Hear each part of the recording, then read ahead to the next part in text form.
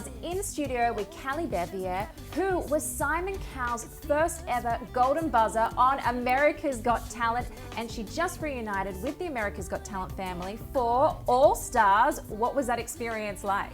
It was insane. I never thought it was going to be an opportunity to be on America's Got Talent again.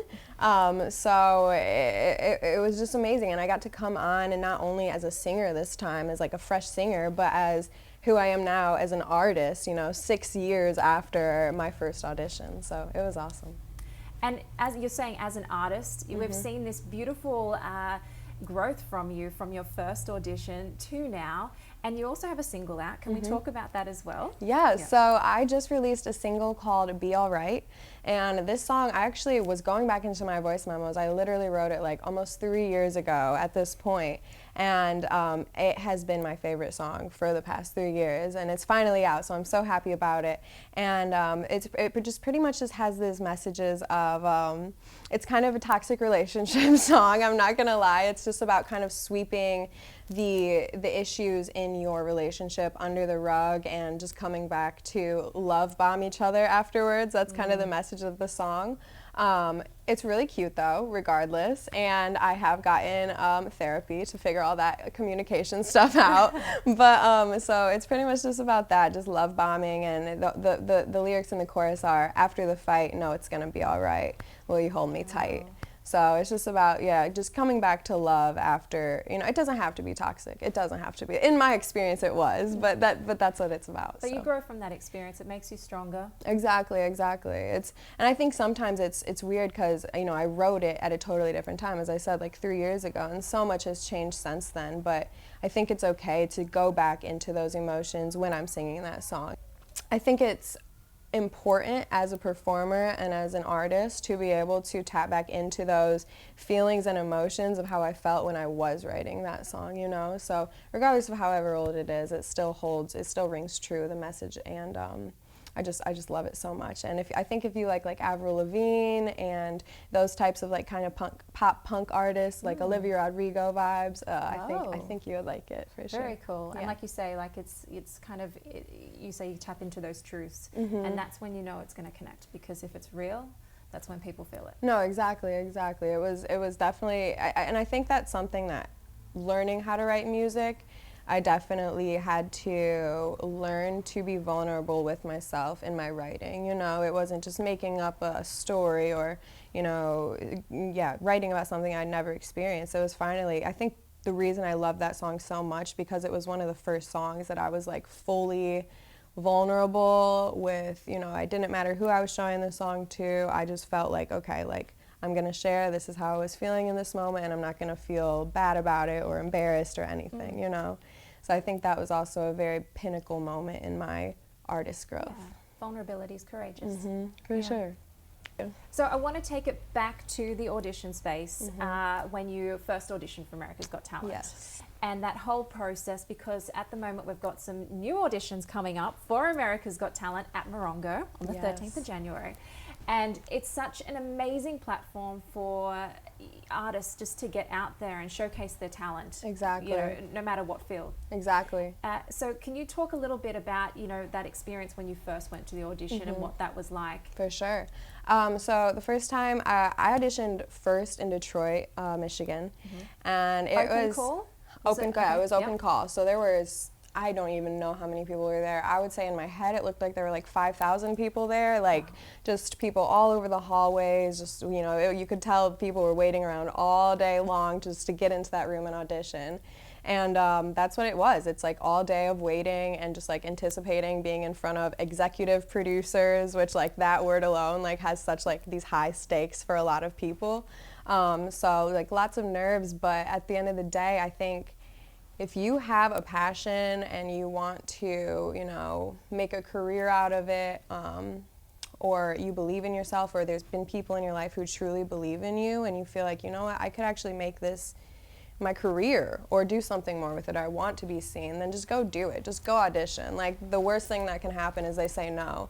Actually, Dustin Tavella, who won, I think it was season 17, don't quote me on this, but Dustin Tavella, he won. He tried out 5 times before he ended up making it onto the show.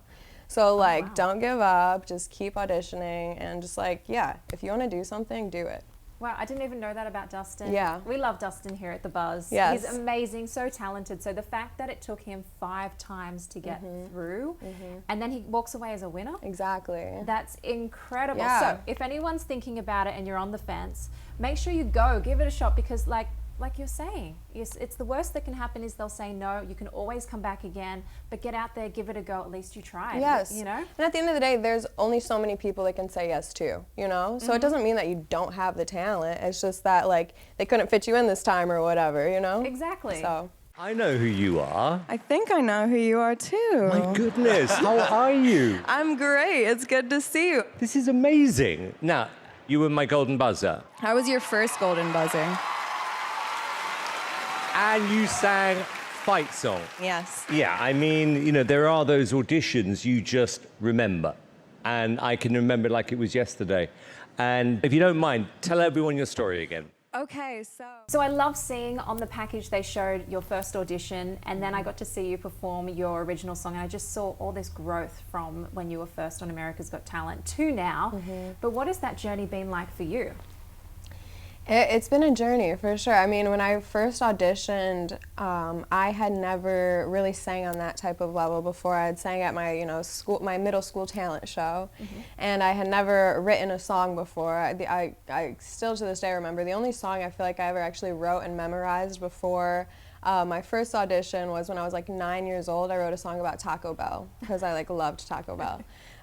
So I'd never written music, any of that, and I pretty much had a manager hit me up after I was on the show, and they were like, hey, like, if you want to possibly actually pursue a music career, because obviously you have a great voice, you move to LA and I'll start putting you into sessions with writers and you can start making your own music. So I was like, why not? At that point, so much of my decision making was in like why not mode, or just yes, because I just finished my fight with cancer, and it was just, life can end so quickly, so why not live it to the fullest. So I was 17 years old. Me and my dad drove my little bug out here to Los Angeles, and that's what I did. I just started going into sessions, learning how to write songs. Once the pandemic hit, I kind of stopped doing co-writing sessions for a while because I wasn't into the writing over Zoom or anything. There's like quite a bit of a delay. And I just started writing songs totally on my own. My husband started learning guitar, so we started just to become a duo and write a bunch of music. So I have so much music now. Not only the, music writing and learning that side of things, but I got so many opportunities to bring awareness to the cancer communities when it came to like performing at just different events and foundation events. So organizations that are very, very hands-on in the cancer community would have me come and perform and inspire either survivors, kids who are still going through cancer, or even just to inspire doctors and remind them like why they're doing what they're doing. So many opportunities. I've done so many national anthems and halftime shows, so I just really feel like I've gotten the chance to just really take my time to feel comfortable and grow as a singer and an artist.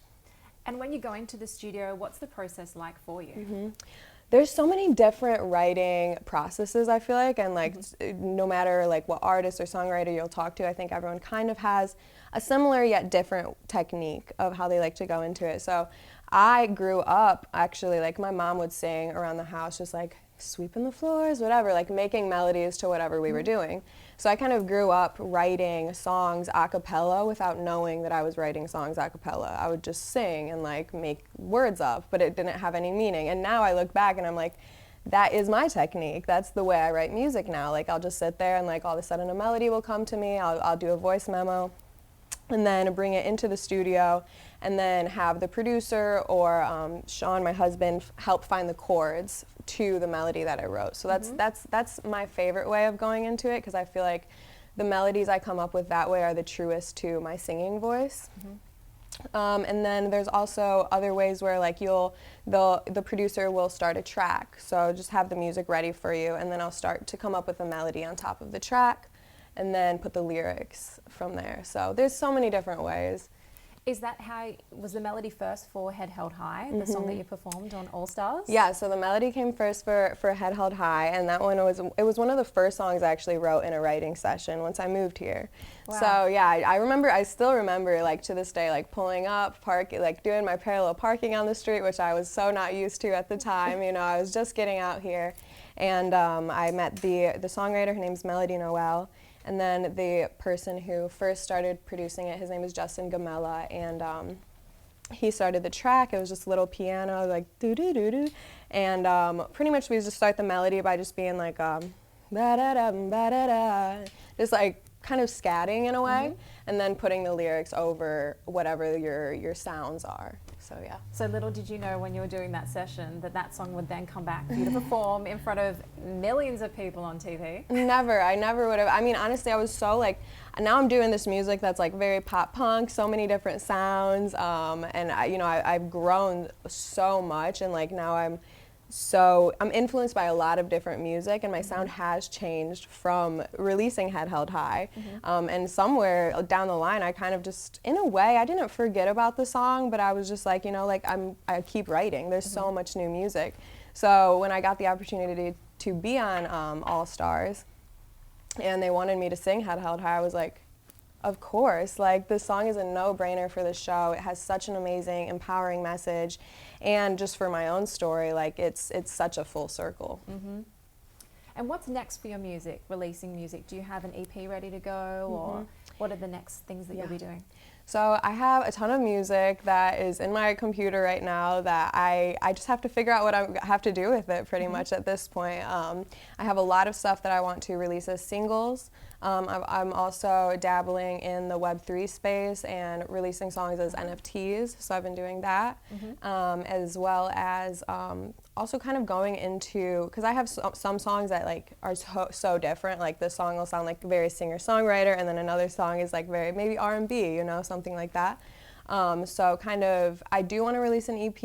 It's just about like what songs are going to work together, and maybe I don't even have the EP songs yet. I'm always writing, always creating, so. Oh, that's so cool. I'm very excited for that. Yeah, thank you.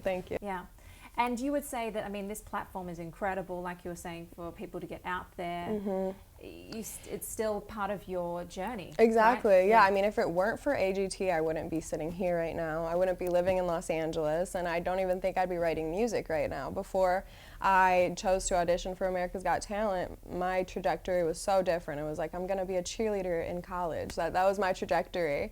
And I got the opportunity to go show my voice, which was like my what I believe is my God-given talent, and then take that and like make it so much bigger than just my voice, like now it's my whole life, it's my story, it's my artistry, so if it weren't for AGT, I would never have found any of that. Oh wow, I'm so grateful for AGT because you're saying, we get you here in the studio and you've been able to showcase your talent with the world and share this gift that you have. And it's beautiful. I can't wait to keep seeing where your journey takes you. Thank you. And to hear more music from you. Yeah. It's going to keep coming for sure all year. Yes. All the next few years too. Amazing. Thank you so much for your time. Yeah, thank you so much. Hi, my name is Caly Bevier, and you've just been buzzed.